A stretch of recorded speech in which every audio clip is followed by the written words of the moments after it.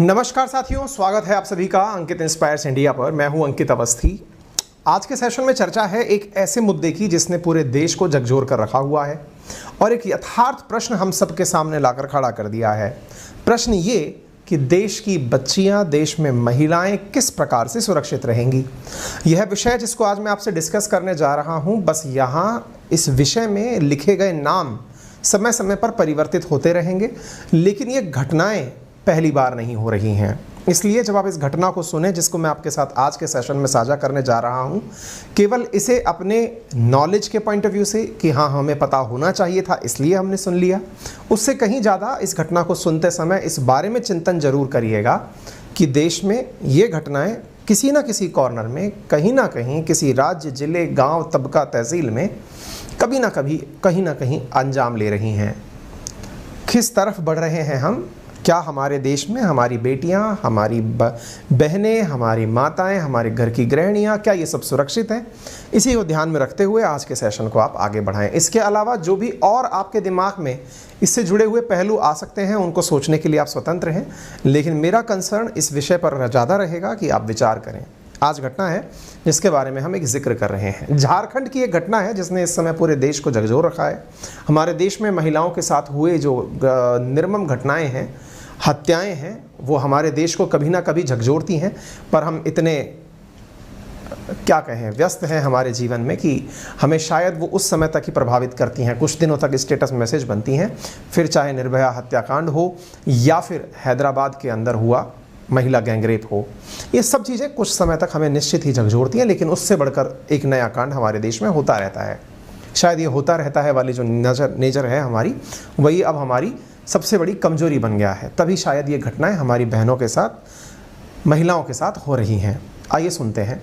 साथियों, झारखंड के अंदर एक बच्ची है जो कि टीन एज में है, यानी कि अभी अब तो है नहीं, वो थी। उसको एक स्टॉकर मतलब जिसका पीछा करने वाला जो लड़का था, जिसका नाम शाहरुख बताया गया। लड़की जिसकी मौत हो चुकी है उसका नाम अंकिता, जिसका वो लंबे समय से पीछा कर रहा था।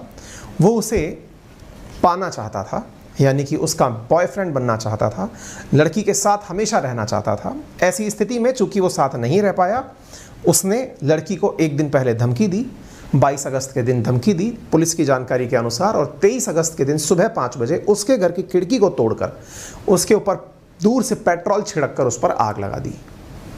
आग लगी, लड़की जली। जलने के बाद उसे हॉस्पिटलाइज किया गया। 5 दिनों तक बच्ची हॉस्पिटलाइज रही। हॉस्पिटलाइज रहने के बाद आखिर 5 दिन बाद, 23 तारीख के 5 दिन बाद लड़की ने दम तोड़ दिया। बच्ची कहिए, लड़की कहिए, महिला कहिए, ये सब एक ही के रूप हैं। उसने दम तोड़ दिया। इस पूरी घटना के दौरान बच्ची ने मरने से पहले अपना जो स्टेटमेंट दिया, जिसे डाइंग डिक्लेरेशन कहते हैं, उसमें यह डिमांड किया गया कि मुझे जिस प्रकार से मारा गया, या शाहरुख ने पेट्रोल छिड़क कर मुझे जला डाला, कैमरे पर उसने ये पूरी बात बताई और कहा कि जो मेरे साथ हुआ वैसा ही उसके साथ हो। अंकिता नाम की जो ये बच्ची अब नहीं रही, इसने कहा जैसे मैं मर रही हूँ वैसी ही मौत शाहरुख को भी मिले। इस स्टॉकर का नाम शाहरुख था। ये झारखंड की उस पीड़िता के आखिरी शब्द हैं। मामला क्या है, ये यहाँ पर आपके सामने कुछ तस्वीरें हैं जिनको देख करके आप अंदाज़ा लगा सकते हैं। 28 अगस्त के दिन की तस्वीरें जो सबके सामने हैं। उसके बाद से देश में यह मुद्दा काफ़ी गंभीर तरीके से इस समय उठ रहा है। नेबर, इसका पड़ोसी था ये लड़का शाहरुख हुसैन, इसने उस लड़की के ऊपर पेट्रोल छिड़क दिया और उसे जला दिया। मामला क्या है वो मैंने आपको बता दिया।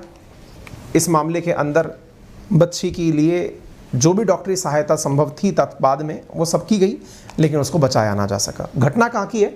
तो घटना झारखंड का एक जिला है दुमका, वहाँ की घटना है। झारखंड की तरफ, अगर पूर्वी झारखंड की तरफ चलते हैं तो दुमका नाम के एक ज़िले की घटना है यहाँ पर। और अच्छा, ये झारखंड में हुई इसलिए हम पढ़ रहे हैं ऐसा नहीं है। देश के किसी ना किसी कॉर्नर में कभी ना कभी ऐसी घटनाएं होती रहती हैं। जैसे राज्य में मैं खड़ा होकर पढ़ा रहा हूँ, एनसीआरबी की रिपोर्ट के अनुसार ये है राजस्थान जो है वो देश का रेप में नंबर 1 राज्य है।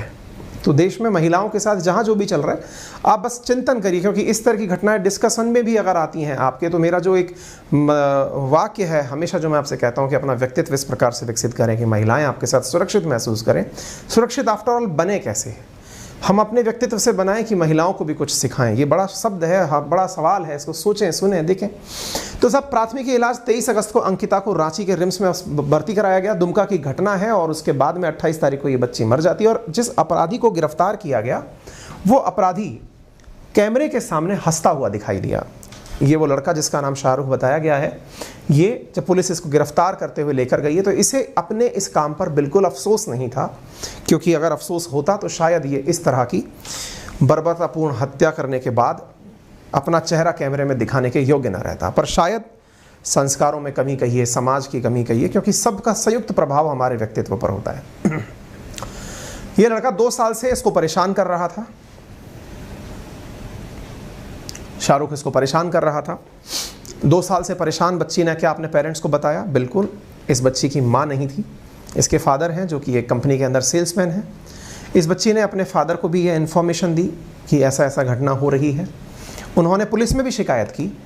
पुलिस में शिकायत की तो एक दिन पहले की शिकायत के आधार पर पुलिस ने आश्वस्त किया कि आगे से ऐसी घटना नहीं होगी। 22 अगस्त को शाहरुख ने पहले ही अंकिता को धमकी दे दी थी कि यदि वो उससे बात नहीं करेगी तो उसे परिवार के साथ मार डालेगा। और 23 अगस्त को सुबह 5 बजे अंकिता की खिड़की से पेट्रोल छिड़क कर उसे आग लगा दी और लड़की ने 5वें दिन तड़प तड़प कर जान दे दी। इस 5 दिन के दौरान इस बच्ची ने अपने द्वारा एग्जीक्यूटिव मजिस्ट्रेट के सामने बयान दिया। कहते हैं कि अगर कोई पीड़ित है तो वो अपना बयान मजिस्ट्रेट को बुला कर दे सकता है। इसने अपना बयान दिया। चूँकि अब ये नहीं है तो इसने मरने से पहले जो बयान दिया दैट वाज डाइंग डिक्लेरेशन। उसके बाद एक चीज विषय बन गया कि डाइंग डिक्लेरेशन कितना मान्य है, क्या होगी इसकी सज़ा। सज़ा हो जाएगी अपराधियों को सज़ा होने के बावजूद देश में क्राइम इतना है तो उसके पीछे का कारण जो है ना वो सज़ा नहीं हो सकती। केवल सज़ा देकर के आप क्राइम को ख़त्म नहीं कर सकते। आपको बहुत बड़ा परिवर्तन समाज के अंदर लाना होगा। बहुत सारी चीज़ें आपको समाज के अंदर ऐसी करनी होंगी जिसकी वजह से देश ऐसी घटनाओं से लड़ पाए। अब आपको एक अलग तरह से देश के अंदर जन जागृति मुहिम लानी होगी जिसमें घर के अंदर की बच्चियां जो हैं, आजकल घर में भी सुरक्षित नहीं है साहब। आप घर के बाहर की तो बात क्या कर रहे हैं, ये न्यूज़ है, केवल इसलिए पढ़ लीजिए। अदरवाइज चर्चा करेंगे विषय के अंत में भी कि हम क्या कर सकते हैं, उस पर भी चर्चा करेंगे। स्कूल और ट्यूशन जाते समय ये इस बच्ची का पीछा किया करता था। अगेन मैं इस घटना के मार्फत ये कहना चाहूँगा कि ये इकलौती बच्ची हमारे देश की ऐसी नहीं है जिसके साथ पीछा किया करता था। ये इकलौती बच्ची ऐसी नहीं है जिसके साथ ऐसी घटना हुई। बहुत से मन चले, बहुत से स्टॉकर्स लड़कियों पर तेजाब डाल देते हैं। बहुत से स्टॉकर्स लड़कियों के साथ जब उनकी बात नहीं मानी जाती तो उन पर इस प्रकार की हरकत कर देते हैं, हत्या कर देते हैं, रेप कर देते हैं। कहाँ जा रहे हैं हम, लेकिन इस घटना से आप समझ सकते हैं कि आप इस घटना से समझिए कि अभी सुनने वाले जितने भी हमारे दर्शक हैं ना, उनमें से बहुत से लोग इस घटना के वाकई में गवाह होंगे कि उन्होंने इस तरह की घटनाएं देखी हैं। बहुत सी बहन बेटियां इस तरह की घटनाएं होंगी कि जब वो कॉलेज गई हैं, स्कूल गई हैं, उन्होंने इस प्रकार की घटनाएं होते हुए देखी हैं। लड़का उसको ना पाने की उसमें परिवार को लंबे समय से धमकी दे रहा था। मुख्यमंत्री का बयान आया कि हम अपराधी को कड़ी से कड़ी सजा दिलाएंगे। हेमंत सोरेन मुख्यमंत्री हैं, उन्होंने परिवार को 10 लाख रुपए की सहायता राशि इस घृणित कृत्य के लिए देने के लिए कहा कि साहब अब हम कर सकते हैं। सरकारों को भी क्या करना चाहिए वो भी हम आज के सेशन में अंत में एक बार हम घटना जान लेते हैं। इसके बाद में ये सारी न्यूज़ की 10 लाख रुपए का चेक, फोटो सेशन हुआ, सब कुछ हो गया। महिला कांड ने कहा कि तस्वीरें जो है वो सोशल मीडिया पर सर्कुलेट ना करें। मतलब महिला आयोग का ये कथन भी सत्य है, लेकिन मजबूरी है। मैंने भी इस चीज़ को आपको इसलिए बताया है, तस्वीरें हमने भी यूज़ में ली हैं। टेक्निकल भाषा में तस्वीरें यूज़ नहीं होनी चाहिए, ये महिला आयोग का भी संज्ञान है। लेकिन जिन न्यूज़पेपर्स का हवाला हमने लिया, जिनके माध्यम से ये सारी बातें आई, वो सब पहले ही मार्केट में आ चुकी हैं। मेरा काम तो बस आपको उन न्यूज़ों को पढ़ के सुनाना है। I am not the reporter, पर मैंने आपके सामने वो न्यूज़ यहीं से पढ़कर सुनाई, इसलिए मैंने सारे न्यूज़पेपर्स का रेफरेंस के रूप में यूज़ किया है। झारखंड हाईकोर्ट ने इस मामले पर संज्ञान लेते हुए डीजीपी को तलब किया और डीजीपी को तलब करने के बाद में उनको इस मामले की जांच की बात कही। इस मामले की जांच एसआईटी के द्वारा की जाएगी। एसपी के अध्यक्षता में स्पेशल इन्वेस्टिगेशन टास्क फोर्स का गठन किया गया। इस मामले की गंभीरता देखते हुए हर कॉर्नर पर, इस घटना के हर पहलू पर ध्यान देगी। अब सवाल बहस के रूप में ये उठ रहा है कि इसमें शाहरुख को कौन सी सज़ा मिल सकती है। चूँकि उसने जहर जैसे या पेट्रोल जैसे छिड़क कर जलाने की कोशिश की है, आपराधिक धमकी दी है, हत्या की है, तो ऐसी स्थिति में आईपीसी की धारा 328, 506, 302 के तहत उसके ऊपर केस दर्ज कराया जा सकता है। उसी के तहत धाराएं दर्ज की गई हैं और अब प्रयास ये रहेगा कि रेयरेस्ट ऑफ द रेयर के केस में दर्ज किया जाए ताकि उसको फांसी के फंदे तक पहुंचाया जा सके। झारखंड के अंदर हुई यह घटना। इस विषय के ऊपर एक बहस और सोशल मीडिया पर छिड़ी हुई थी। कहीं एक जगह पर बच्ची की उम्र 19 साल कोट कर दी गई थी, लेकिन बच्ची 19 साल की ना होकर 15 साल 9 महीने की थी, नाबालिग थी। क्योंकि पॉक्सो एक्ट के अंदर ये इसकी एक मीडिया के अंदर इसकी एक मार्कशीट वायरल हुई जिसमें इसकी एज वगैरह सब पता चली। उस मार्कशीट के माध्यम से ये पता चला कि ये बच्ची अभी टीन एज में थी, 16 साल से कम की थी, और 16 साल से कम की बच्ची के साथ लगातार इस प्रकार की जो घटना हो रही थी। इसका मतलब इसके ऊपर जो मामला दर्ज किया जाएगा वो पॉक्सो एक्ट के तहत भी किया जा सकता है। POCSO, that is the protection of children from sexual offence act 2002। इस पॉक्सो एक्ट के तहत भी इसमें भी इस अब्यूज़ को रोकना, एक्सप्लॉयटेशन किसी चाइल्ड का रोकना, एंड ये जितने भी बच्चे के साथ जितने भी प्रकार के यौन दुर्व्यवहार हैं उनको इस एक्ट के तहत कवर किया जा सकता है। पनिशमेंट के रूप में मिनिमम 7 साल की पॉक्सो एक्ट के अंदर सज़ा है। हालांकि rarest of the rare case के अंदर आईपीसी के अंदर उसको फांसी की सज़ा भी मिल सकती है क्योंकि हत्या का मामला है, लेकिन इसमें पॉक्सो एक्ट का मामला भी बनता है। महिला के बयान है, बयान इसमें ये बोलती हुई पाई गई है। मैं आपको वो दिखाकर चलाना नहीं चाहूँगा, हमारी टीम ने डाल कर दिया है, लेकिन आप इतना जान लीजिए कि बच्ची ने ये कहा है कि जिस तरह की दुर्घटना मेरे साथ हुई मैं चाहती हूँ कि उसके साथ वैसा ही बर्ताव किया जाए। डाइंग डिक्लेरेशन, मरने से पहले उस बच्ची ने ये डिमांड में कहा कि जो मेरे साथ हुआ वो किसी और के साथ ना हो, और मरने से पूर्व जब बच्ची मर रही थी तो कहते हैं कि जब भी कोई मरने वाला व्यक्ति होता है और उसके द्वारा अंत में जो कहा गया कथन होता है that is known as dying declaration, और उसके आधार पर आरोपी को कड़ी से कड़ी सज़ा दिलाई जा सकती है।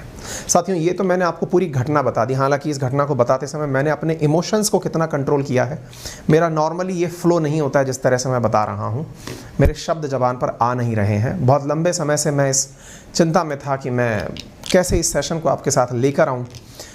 घटना 2-3 दिन से आंखों के सामने तैर रही है, लेकिन हिम्मत नहीं हो पा रही थी क्योंकि कहीं ना कहीं अंदर से घबराहट होने लगती है, अंदर से ऐसा लगने लगता है कि हम किस समाज में आ गए हैं, कैसे हमारी बहन बेटियों की सुरक्षा सुनिश्चित की जाए। तो अब मैं इस घटना के माध्यम से पूरे अंकित परिवार की तरफ से, जो बच्ची इस धरती पर नहीं है अब, उसको हम अपनी तरफ से सांत्वना अर्पित करते हैं। अंकिता की आत्मा को ईश्वर अपने श्री चरणों में स्थान दे, उसे न्याय मिले। लेकिन साथियों, अब एक आप सबसे अपील थोड़ी गंभीर है, सेशन से भी गंभीर है, तो कृपया करके आप उसको थोड़ा गंभीरता से लें। साथियों, बहुत से मुद्दे बात की जा सकती है आज, लेकिन एक छोटी सी बात जो मैं आपके साथ, कहते हैं कि भावनाओं में इस समय जो मेरे साथ भाव हैं वो आपके साथ भी होंगे निश्चित ही। निवेदन ये है कि हमारे घर की बेटियों के साथ जो इस समय हो रहा है, ये जो बच्चियां स्कूल कॉलेज जाती हैं, इनको देखने के लिए, इनके पीछे चलने के लिए जो स्टॉकर्स घूमते हैं, इनसे बचा कैसे जाए? क्या है इसका समाधान? कुछ लोग कहते हैं कि पुलिस में जाके कंप्लेंट कर दो, कुछ लोग कहते हैं कि परिवार वालों को साथ लेकर जाओ, इवन परिवार के कुछ सदस्य कहते हैं कि बेटा रास्ता बदल लो। मैंने बहुत सी कहानियाँ पढ़ी सुनी, क्योंकि मैं बहुत सारे स्टूडेंट्स के संपर्क में रहा हूँ। उनके अंदर निकल के आता है कि सर घर वालों ने स्कूल जाने से रोक दिया, कुछ ने कहा कि हमारी स्कूल छुड़वा दी, कुछ ने कहा हमारा कॉलेज घर वालों ने छुड़वा दिया। अल्टीमेटली अगर हम इस पूरे समाज को वाकई में देखें ना साथियों, तो हम जिस तरह के समाज का निर्माण कर रहे हैं, इसमें कहीं ना कहीं अब हमें ज़रूरत है अपनी बच्चियों को इस योग्य बनाने की कि वो अपनी सुरक्षा के लिए खुद सक्षम हों। ये समाज, पुलिस, राजनेता, परिवारजन, ये जो सुरक्षा देने की बात करते हैं वो महिला को अबला नारी के रूप में देखते हुए करते हैं, लेकिन ये सभी लोग भूल जाते हैं कि इस सृष्टि के जन्मदाता हम और आप सब का पैदा करने वाली महिला ही है। जिसने हमें बनाया है वो अपनी सुरक्षा और हिफाजत करना भी जानती है, क्योंकि जब हम छोटे थे तो हमें किसी प्रकार की आंच ना आए यह सुनिश्चित करने का काम किसी महिला ने ही किया था। वो हमारी माँ थी, हमारी बहन ने, हमारी माँ ने, हमारे परिवार के सदस्यों ने। आज घर की गृहिणियाँ अपने बच्चों की जो देखभाल करती हैं, इसका मतलब नारी नारायणी है, ये उसको एहसास अगर परिवार में दिला दिया जाए तो वो एहसास ही उसके आत्मविश्वास का सबसे बड़ा कारण बनेगा। सवाल बनता है सर किसी ने हमारी तरफ स्टॉक किया तो हम करें क्या? क्योंकि ये बहुत बड़ा विषय है। मेरे घर में खुद के परिवार में बच्चियां हैं, और सबसे बड़ी बात ये है ना कि महिलाएं घर में ही सुरक्षित नहीं हैं। आप बाहर में सुरक्षा देने की बात तो बाद में करिएगा साहब, घर में भी सुरक्षित कैसे करें?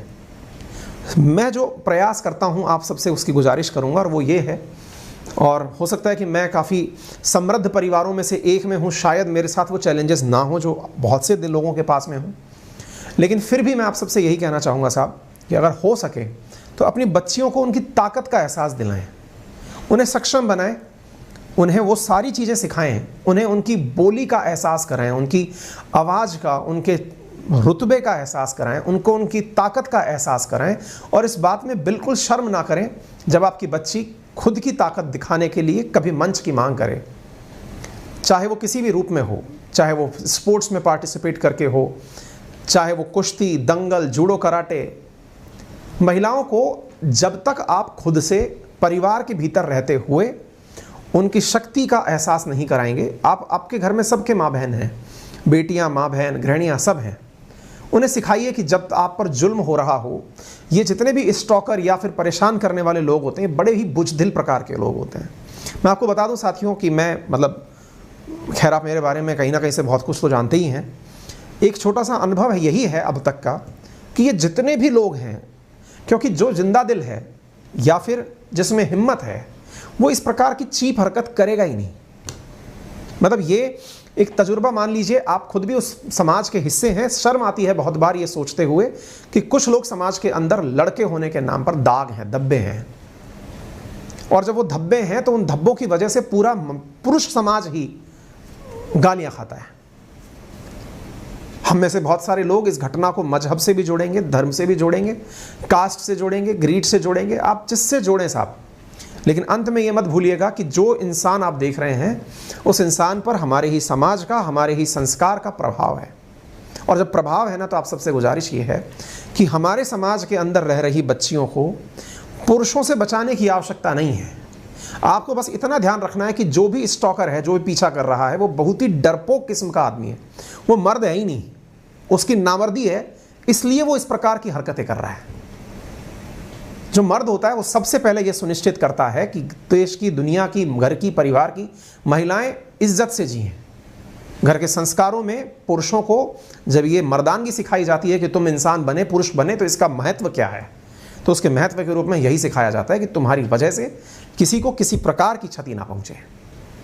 तो अगर आपके मन में ये विश्वास है कि आप वाकई में एक योग्य पुरुष हैं, तो आप सबसे एक इतनी सी गुजारिश है कि आपकी प्रेजेंस में किसी भी महिला, बहन, बेटी को ये एहसास ना हो कि वो असुरक्षित है, और केवल शब्दों से नहीं, उसे योग्य बनाइए। उसे योग्य बनाइए कि उसे किसी की सहायता की ज़रूरत ना पड़े।